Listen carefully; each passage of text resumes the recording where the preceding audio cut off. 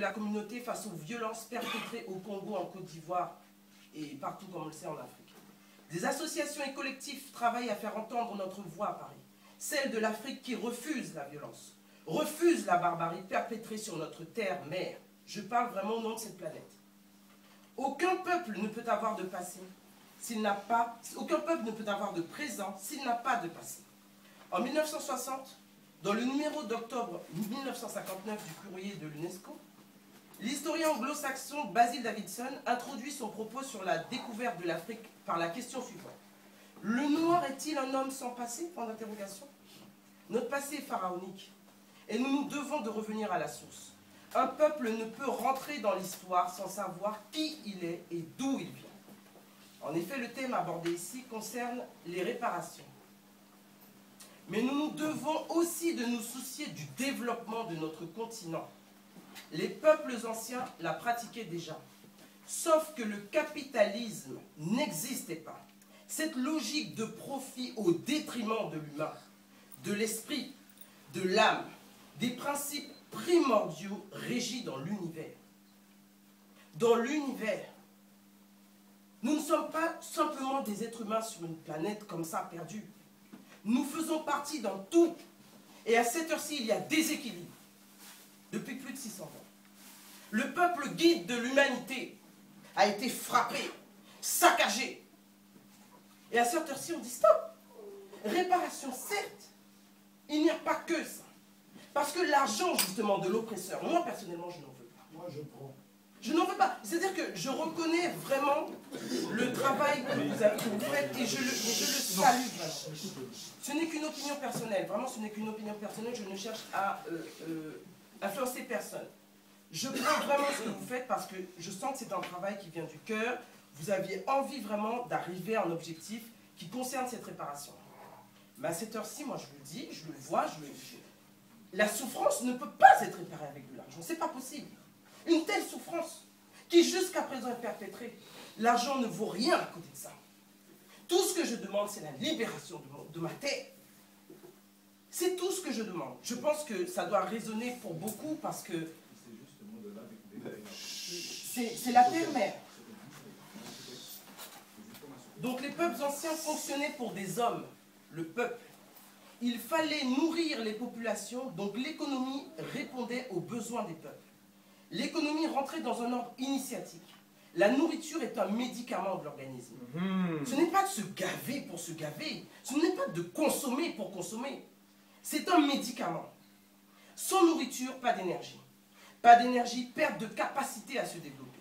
Et à développer son environnement en rendant hommage à notre Créateur par notre créativité, notre ambition, notre inventivité, notre génie, car l'homme, qu'il soit africain ou autre, de toute façon, tout vient d'Afrique. C'est un génie. Notre génie, notre inventivité, dans le respect de notre planète, patrimoine de l'humanité. Tout cela pour vous dire que nous ne maîtrisons pas notre société. Notre histoire est écrite par les autres qui discutent à notre place. Il n'y a pas de contre-pouvoir sur cette planète. L'économie actuelle est une perception de l'univers, imposée par un peuple qui, à cette heure-ci, est occidental et barbare. Occidental et barbare. Pays des morts. Donc, je me dois, c'est en cela que je dois ici de rappeler que nous devons, par l'autodétermination, principe important, autodétermination, on n'a pas à attendre qu'un tel vienne nous dire de faire les choses.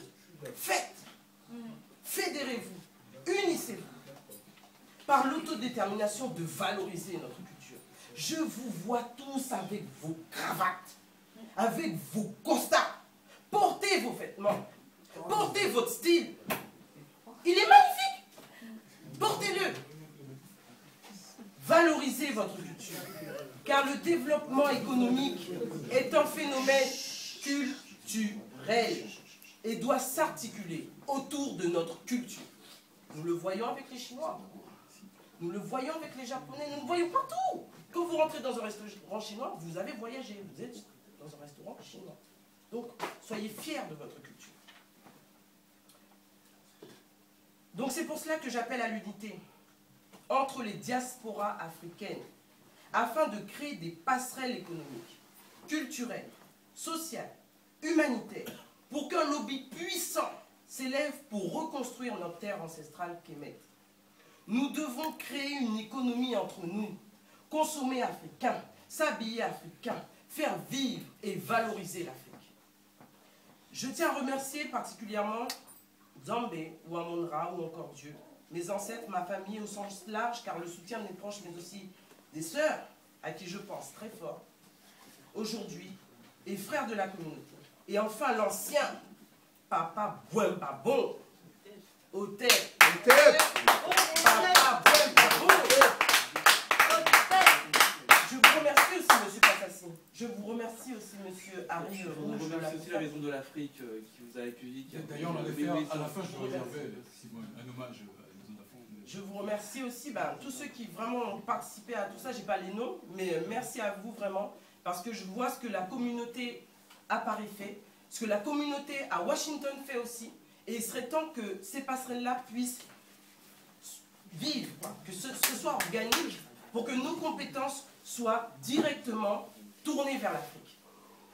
C'est-à-dire que, juste pour terminer, vraiment, ça monte, de parler, de faire des conférences, il n'y a pas de problème. Mais au bout d'un moment, il faut agir. Nous avons des enfants derrière qui attendent.